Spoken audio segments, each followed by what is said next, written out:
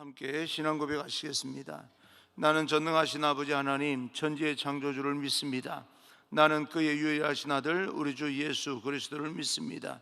그는 성령으로 잉태되어 동정녀 마리아에게 나시고 본디오 빌라도에게 고난을 받아 십자가에 못 박혀 죽으시고 장사된 지 사흘 만에 죽은 자 가운데서 다시 살아나셨으며 하늘에 오르시어 전능하신 아버지 하나님 우편에 앉아 계시다가 거기로부터 살아있는 자와 죽은 자를 심판하러 오십니다.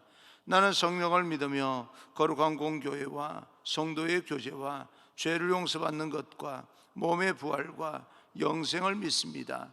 아멘. 오늘 선포되어질 하나님의 말씀은 누가복음 8장 16절로 25절까지 말씀을 제가 봉독해 올리겠습니다.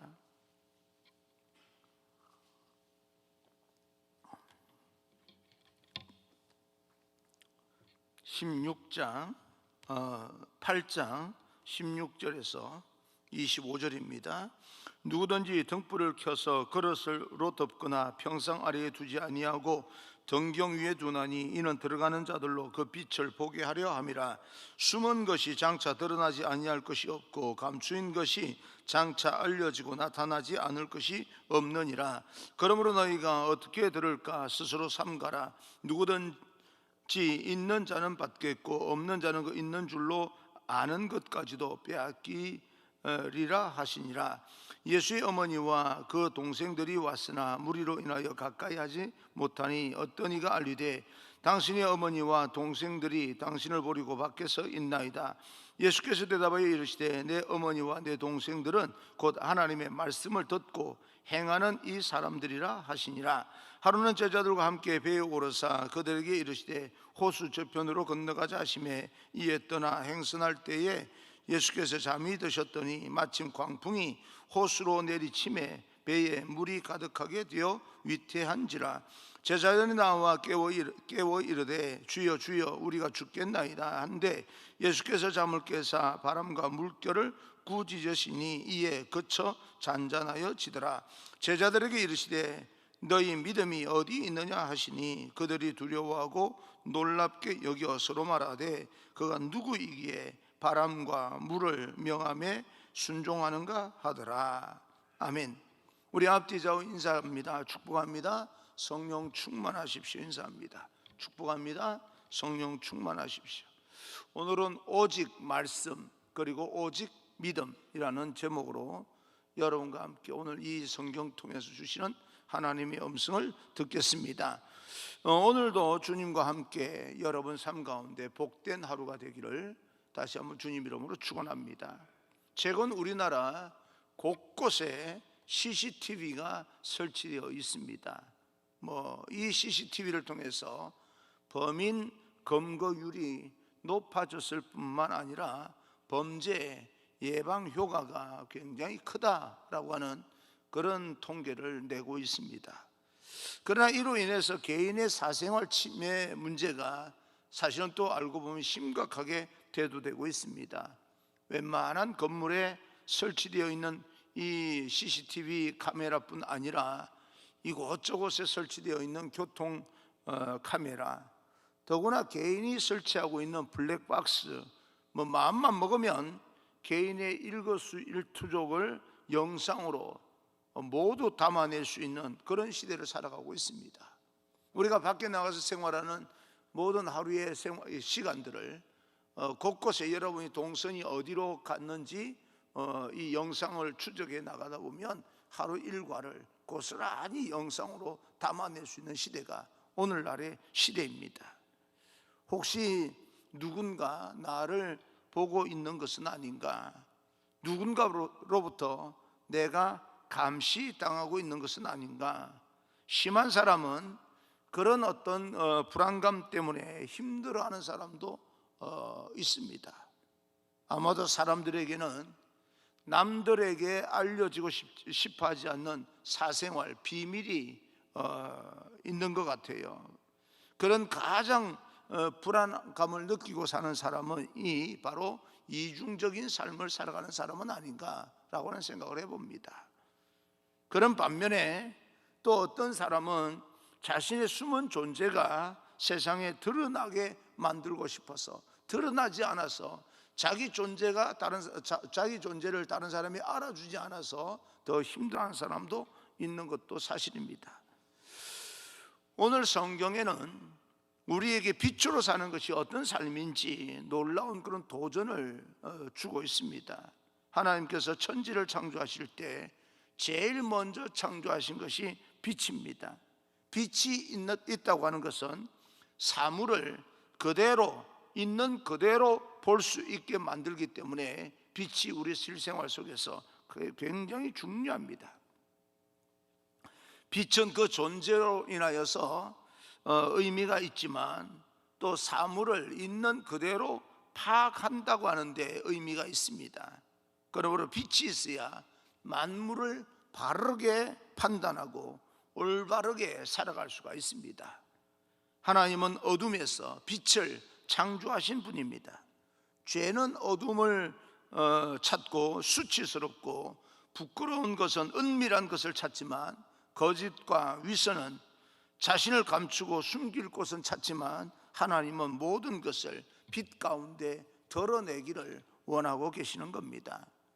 그래서 17절입니다. 17절 숨은 것이 장차 드러나지 아니할 것이 없고 감추인 것이 장차 알려지고 나타나지 않을 것이 없느니라. 하나님은 거짓과 위선, 부정과 부패, 그리고 악한 동기를 어둠 속에 숨기고 살아가도록 내버려 두는 분은 아닙니다. 그리고 악한 모습은 반드시 드러나게 됩니다. 그리고 모든 것을 드러내시는 하나님 앞에 큰 소리 칠 자가 사실은 단 한 명도 없습니다. 결국에는 드러나는 모든 것이 드러나기 때문에 사람들은 이야기합니다. 비밀은 없다. 여러분, 비밀은 없다, 결국은 드러난다라고 하는 그런 것은 드러났기 때문에 비밀이 없는 것이지 아직까지도 드러나지 않았기 때문에 비밀이 있는 거예요. 역설적으로 결국은 드러날 것이기 때문에 비밀이 없다는 말을 하는 것이요, 사실은 모든 사람은 나름대로 비밀을 가지고 살아가게 됩니다. 그런데 오늘 성경에 보게 되면 이 땅의 어둠을, 그 비밀을 강제로 해체하고 폭로하고 드러내려 하지는 않습니다. 오늘날은 자기가 그 위에 올라가기 위해서 다른 사람의 비밀을 얼마나 많이 폭로합니까? 여러분, 내가 그 자리를 차지하는 그런 의미에서는 폭로해서 망가뜨려야 그것이 내가 차지할 수 있기 때문에, 내가 그 자리에 올라가야 뭐 이런저런 정책도 일을 할 수 있기 때문에 본인에게는 의미가 있다고 생각하지만 공동체 전체적으로 볼 때는 시간이 오래 지나서 나라와 민족의 공동체의 어떤 큰 의미로 봐서는 별로 득이 되지 못합니다. 그것이 계속 누적되다 보니까 오늘날 질서도 없어지고요, 윤리 도덕적인 어떤 면에서 드러내는데도 불구하고 뻔뻔함을 드러내고요, 이런 어떤 현상들이 결국은 다 그동안에 일어났던 사건들이 누적된 결과다, 그렇게 볼 수가 있습니다. 하나님은 또 다른 방법으로 폭로하고 해체시키는 것이 아니라 또 다른 방법으로 어둠을 물리치고 빛으로 모든 것을 드러내시는 하나님이십니다. 16절입니다. 16절 오늘 왜 이 방송실이 조금 더딥니다. 누구든지 등불을 켜서 그릇으로 덮거나 평상 아래에 두지 아니하고 등경 위에 두나니 이는 들어가는 자들로 그 빛을 보게 하려 함이라. 여기서 등불은 무엇이고 등불을 켜두는 이유가 무엇이겠습니까? 이 말씀은 생략된 본문과 함께 마태복음에 기록된 말씀을 보게 되면, 마태복음 5장 14절에서 16절까지 보게 되면 너희는 세상의 빛이라. 산 위에 있는 동네가 숨기지지 못할 것이요, 사람이 등불을 켜서 말 아래에 두지 아니하고 등경 위에 두나니 이러므로 집 안 모든 사람에게 비치느니라.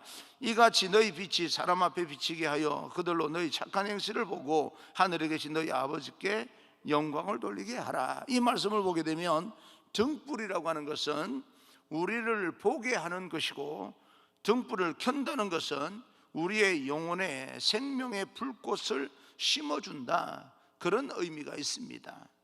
즉 하나님은 우리로 하여금 예수 그리스도와 창조주 하나님을 깨달아 알게 만들어준다라고 하는 그런 의미가 있는 거지요. 다시 말하면 예수님의 그 구원의 빛, 계시의 빛을 영혼의 믿음으로 받아들이게 될 때 그 영혼에 등불이 켜진다는 이야기입니다.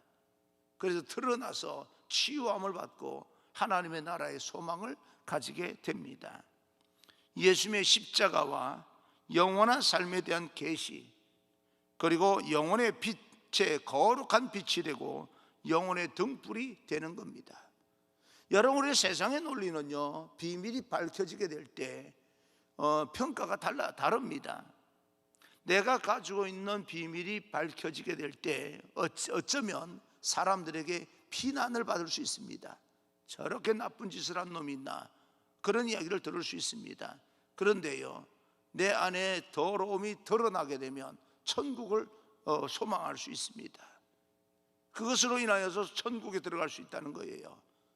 내가 어떤 것을 숨기고 있을 때는 나쁜 사람이라기보다는 모든 사람들에게 좋은 사람이라고 하는 평을 들을 수가 있습니다. 저 사람 참 괜찮은 사람이야. 그런데요, 그 안에 숨겨진 것이 있음으로 인하여서, 드러내지 않음으로 인하여서 지옥 갈 수 있습니다. 잘 생각하셔야 됩니다. 드러나면 나쁜 놈이라고 욕 들어먹을 수 있습니다. 그런데 천국 갑니다. 드러나지 않으면요, 세상에서는 좋은 사람이라는 평가를 받을 수 있습니다. 그러나 지옥 갑니다. 무슨 말인지 여러분 한번 깊이 생각해 보시기 바랍니다. 그래서 예수님께서 회개하여 드러내서 천국 가는 것이 훨씬 더 아름다운 삶이라고 하는 이야기입니다. 세상은 그렇게, 세상 기준으로 볼 때는 그렇지 않습니다. 그러나 하나님의 기준으로 볼 때는 드러내고 해결받고 천국 가는 게 낫습니다. 드러내지 아니하고 세상에서 좋은 사람이라고 하는 평가는 받는데, 그러나 결국에는 숨긴 것 때문에 지옥 갈 수 있다는 이야기입니다. 결국에는 그 하나님께서 우리 영혼에 거룩한 등불을 켜주셔서 우리로 하여금 드러내게 만들고, 드러낸다는 건요, 그 모든 죄를 해결할 수 있게끔 만들어서 천국에 이르게 되는 것입니다. 그래서 그 빛을, 하나님께서 비추는 빛을 그릇으로 덮어버리면 안 됩니다. 등경 위에 두어서 드러나는 모든 사람이 그 빛을 보게 만들어야 됩니다. 그리고 자기의 모습을 적나라하게 비침으로 말미암아 해결될 것은 해결되어지고 하나님 앞에 거룩한 모습으로 나아가야 됩니다. 그러면 사람에게 비치는 이 빛이 무엇이겠습니까? 마태복음에서는 이 빛을 착한 행실이다, 그렇게 말하고 있습니다. 영생을 얻고 영원한 생명에 대해서 깨달은 사람은 이 세상에서 다르게 살아가야 된다는 것을 말합니다. 부질없고 헛된 것에 더 이상 마음에 두지 말고 잘되고 참되고 또 영원한 것에 우리의 모든 것을 희생하고 헌신해야 된다라고 하는 그런 뜻입니다. 낮추어 섬기는 것이 빛된 행실, 참된 행실이다. 여러분, 세상에 대해서 죄악과 어둠을 드러내시는 것은요, 강제로 하나님께서 폭로시키는 것이 아니라 우리의 착한 행실을 통하여서 거룩한 성품, 헛된 욕심과 탐욕에 사로잡히지 아니하고 참되고 가치 있는 사랑과 선행을 실천하는 삶을 통해서 빛으로 드러나게 만든다는 겁니다. 우리는 폭로하면서 자기의 자리를 차지하려고 하지만 하나님은 폭로하지 아니하고 그 사람으로 하여금 착한 행실을 드러내게 만들므로써 그 모든 어둠의 문제를 해결하도록 만들어 가신다는 겁니다. 하나님의 사랑을 깨달은 우리가 어떤 삶을 살아야 되는지 보여주고 있는 거지요. 그런 빛된 삶 자체가 빛을 발하는 것이고 세상의 이기심과 추악함과 죄를 고발하게 하는 하나님의 방법이 되는 겁니다. 사랑하는 성도 여러분, 여러분 주변에 있는 악의 문제와 잘못에 대해서 입으로 지적하여 고쳐주려고 하는 욕심을 우리는 버려야 됩니다. 우리의 정의감으로 세상을 바꾸려고 하는 것도 교만입니다. 우리는 그 어떤 것도 변화시킬 수가 없습니다. 지금은 뭐 선거 때문에 내가 그 자리에 올라가면 이런 일도 하겠다 저런 일도 하겠다 얼마든지 말을 할 수 있지만, 실질적으로 올라가서 일을 해 나갈 때 능력이라고 하는 것은요, 사실은 다른 거예요. 자신 있습니다, 나 그렇게 하겠습니다. 사람은 그 말을 잘 믿어요. 근데 그 자신감이 얼마나 갈까요? 지나치게 자신 있다라고 말하는 사람은 믿을 수가 없습니다. 나는 솔직히 자신은 없습니다. 그러나 나를 통해서 하나님께서 하신다는 건 난 믿습니다 라고 하는 게 오히려 더 낫지 않습니까? 그것이 더 신뢰가 있지 않습니까? 사람들은 그 앞에서 굉장한 자신감을 내비칠 때요, 그 사람에게 많은 점수를 주는 것이 사실입니다. 열정이 있어 보이고요. 그런데 열정이 있으면 뭐합니까? 실력이 없는데. 이런 여러 가지 문제들이요, 그 실력은 내가 해결할 수 있는 문제가 아니에요. 하나님의 도움을 받아서 얼마든지 극복할 수 있는 실력입니다. 그런데 내가 할 수 있다고 끝까지 우기는 사람을 우리는 어떻게 믿습니까? 믿지 못하는 겁니다. 내게 능력 주시는 자 안에서 내가 모든 것을 할 수 있느니라, 그 말의 깊이를 우리는 다시 한번 생각을 해야 됩니다. 우리는 다만 세상에 빛이 되면 되는 거예요.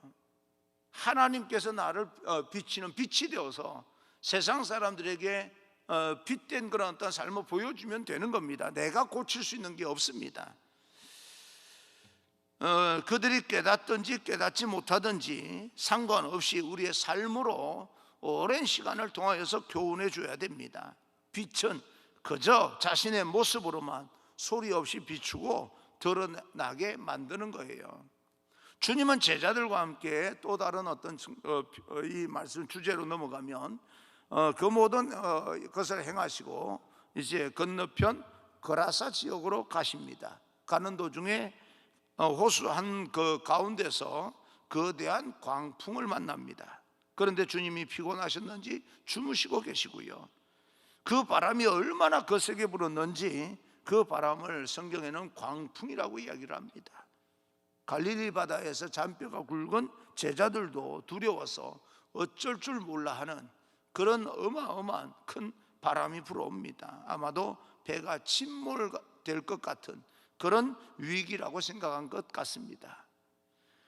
제자들은 자기들의 절박한 상황을 나 몰라 하고 주무시는 예수님께 은근 서운했던 모양이에요. 그래서 깨우면서 주여 주여 우리가 죽게 된 것을 돌아보지 않습니까? 불평하게 됩니다. 살려달라고 하는 말도 되지만 어떻게 이런 가운데서 주무시고 있습니까? 라고 하는 불평도 됩니다. 그런 상황 속에서 주님의 반응이요, 어쩌면 이해되기가 어렵습니다. 25절입니다.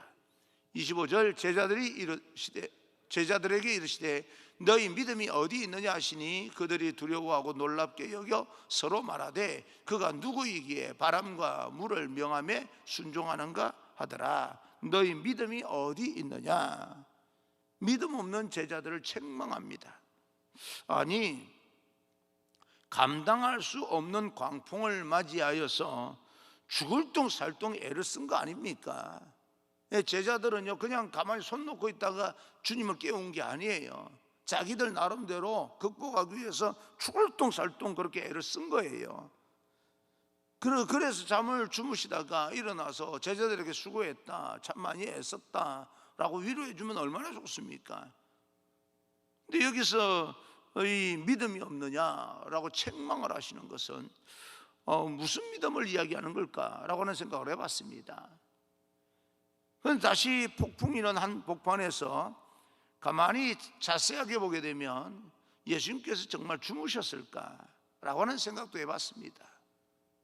여러분, 마가복음을 통하여서 지난 작년 초에 제가 여러분에게 한번 말씀을 드린 적이 있습니다. 호수물이 배에 가득하면 물이 튀어서 어떻게 그런 상황 가운데 주무실 수 있습니까?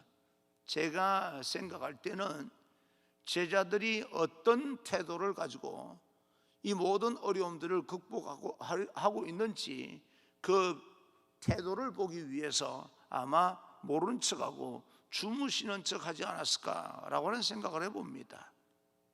왜냐하면 제자들이 이런 위기 가운데 어떻게 반응하며 극복해 나가는지를 보고 싶었던 거예요. 오늘날 여러분, 교회도 마찬가지고 나라와 민족도 전 세계적으로 코로나 팬데믹 시대를 반응하는 태도들을 여러분 어떻게 생각하십니까? 오늘날 교회가 코로나 팬데믹 시대를 맞이하여서 대하는 이 위기를 극복하는 그 태도를 여러분은 어떻게 생각을 하십니까? 그거 한번 우리가 생각해 볼 필요가 있습니다. 그러면서 우리 교회의 현 주소를 정확하게 판단하고 다시 한번 하나님 앞에 엎드릴 수 있는 그런 기회가 되어야 됩니다. 때로는 우리 주변 상황이 절박한 그런 어떤 상황으로 펼쳐지게 될 때 하나님은 마치 주무시는 것처럼 가만히 계실 때가 있습니다. 왜 그럴까요? 오늘날 이렇게 한 번만 개입해 주시면 얼마나 좋겠습니까? 그런데도 불구하고 이렇게 절박한 그런 상황 가운데 코로나 팬데믹 시대에 하나님께서 침묵하시는 이유가 무엇이겠습니까? 우리가 기억해야 될 것은 이러한 풍랑 가운데 가정이라고 하는 배와 사업이라고 하는 배와 직장이라고 하는 배, 여러분이 머물고 있는 삶의 모든 터전 위에서 운행되어지는 그런 어떤 배, 상징적으로 말하는 배는 이런 곧 침몰할 것처럼 느껴지는 그런 순간 우리가 어떻게 그것에 대해서 그 위기를 어떻게 반응해야 되는지 오늘 이 예수님께서 제자들을 통해서 말씀해 주고 있습니다. 더구나 본문에서 보여주는 이 하나의 어떤 절박함은 오늘 성경의 상황은 제자들이 만들어낸 게 아닙니다. 주님께서 제자들에게 명령해서 건너편으로 건너가자라고 말씀하셨던 분이 예수님이세요. 주님의 명령에 따라서 순종의 삶을 살아가는데도 불구하고 어떻게 이런 일이 일어날 수 있겠는가? 이것이 사실은 인생을 살아가는 우리들의 고민입니다. 믿음을 가지고 예수님 앞에 나와서 예배를 철저하게 드리는데도 불구하고 어떻게 우리 인생 가운데 이런 일이 일어날 수 있을까라고 하는 일들이 너무너무 많습니다. 그럴 때 우리는 그 위기를 어떤 식으로 극복해 나가야 되는 것인가? 다시 한번 22절을 보게 되면 22절입니다. 하루는 제자들과 함께 배에 오르사 그들에게 이르시되 호수 저편으로 건너가자 하시매 이에 떠나 예수님께서 건너가자 하신 거예요. 제자들은 다만 예수님의 말씀에 순종하여 배에 올라서 건너편으로 노를 저어서 가는 것뿐입니다. 왜 말씀에 순종하고 있는데 그들의 삶은 이렇게 죽을 것 같은 절박감 가운데 빠지게 되는가? 우리가 예수님을 잘 못 믿는 것도 아니고 잘 믿고 있는데도 불구하고 왜 우리는 이렇게 어려움을 당하고 우리는 이렇게 고난을 당하고 그렇게 살아가야 되는 것인가? 왜 우리 하나님의 말씀에 열심히 감당하고 있는데 정말 세상은 하나님의 말씀은 순종하는데 세상에서는 감당하지 못할 일들이 이렇게 터지는가? 말씀대로 살려고 하는데도 불구하고 고난이 옵니다. 내가 주님의 말씀에 순종하여서 결단했는데 왜 내가 탄 배는 침몰할 것처럼 느껴지는지, 그리고 왜 주님은 이런 상황을 해결해 주실 생각은 하지 않냐고 주무시면서 침묵하고 계시는지, 이럴 때 우리는 감당할 수 없어서 흔들어 주님을 깨운 것이 뭐가 그렇게 잘못된 거라고 일어나셔서 책망을 받아야 되냐 이 말이에요. 잘못한 게 뭡니까? 제자들이 아무것도 없어요. 그런데도 불구하고 왜 그렇게 믿음이 없느냐라고 책망을 들어야 될 이유가 무엇입니까? 그것은 정말 원하시는 것은, 주님께서 원하시는 것은 그런 절박한 상황 가운데서 믿음이 흔들리는 걸 원하지 않는 겁니다. 우리는 1년이라고 하는 시간이 이상 지나가니까 오랜 시간, 정말 이렇게까지 오랜 시간 이렇게 고난당할 생각은 못했다라고 생각할지 모르겠지만 하나님 보실 때 1년이 긴 시간이겠습니까? 하나님 보실 때 우리에게는 더없이 긴 시간이었는데, 그럼에도 불구하고 주님께서 원하시는 것은 믿음 흔들리지 말라는 거예요. 믿음을 지켜라는 이야기입니다. 믿음이 중요합니다. 여러분, 여기에서 우리가 기가 막힌 그런 어떤 현실을 깨달아야 되는데, 첫째로 내가 탄 배는 침몰할 것처럼 느껴진다 할지라도 주무시고 침묵하는 것처럼 느껴진다, 침묵하는 것처럼 아무 말도 하지 아니하시고 주무시는 예수님이라 할지라도 이 배는 누가 타고 있다? 예수님이 타고 있다. 그럼 예수님이 타고 있다 그러면요, 어떤 것이 우리가 생각을 해야 되냐면, 내가 죽는다면, 이 배에서 배가 침몰되어서 죽는다면 육신을 입고 있는 예수님도 죽는다. 주께서 명하여서 주님과 함께 동행하는 배는요, 절대 침몰하는 것처럼 느껴질지언정 침몰하지 않습니다. 내가 죽을 것처럼 느껴진다 할지라도 예수님의 십자가에 못 박히지 않는 한 죽지 않습니다. 그러므로 예수님 함께 탄 배는 침몰하거나 내가 죽는 법이 없습니다. 죽을 것처럼 느껴지는 거죠. 도대체 누가 예수님과 함께 있는 배를 침몰시킨단 말입니까? 하나님께서 우리와 함께 할 때 우리의 인생은 결코 난파되지 않습니다. 살려달라고 호들갑 떠는 것도 중요하지만 그것보다 믿음 흔들리지 아니하고 하나님을 끝까지 신뢰할 수 있는 그런 태도가 중요합니다. 주님을 전적으로 신뢰하는, 어떤 상황 가운데서든 믿음 흔들리지 아니하고 하나님 앞에 무릎 꿇는 그 모습을 보고 싶은 거예요. 사랑하는 성도 여러분, 우리가 하나님의 말씀대로 순종하며 살다가 손해를 입은 적이 있습니까? 여러분 탄 배가 지금 마치 침몰될 것처럼 느껴지는 그런 상황으로 여러분 살아가고 있는 분이 계십니까? 흔들리지 마시고, 그럼에도 불구하고 쉽지는 않겠지만 더더욱 하나님 앞에 무릎을 꿇고 하나님 앞에 모든 상황을 맡기게 된다면 하나님께서 우리의 모든 인생의 문제를 하나하나 해결해 주시면서 천국을 바라보게끔 만들어 주시고 이 땅에서 하늘의 선물을 더하여 주셔서 풍성하게 살아가는 그런 귀한 인생이 될 줄로 믿습니다.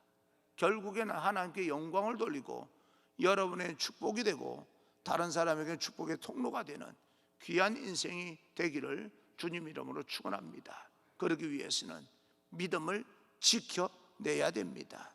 믿음을 지키는 귀한 여러분 되기를 주님 이름으로 축원합니다.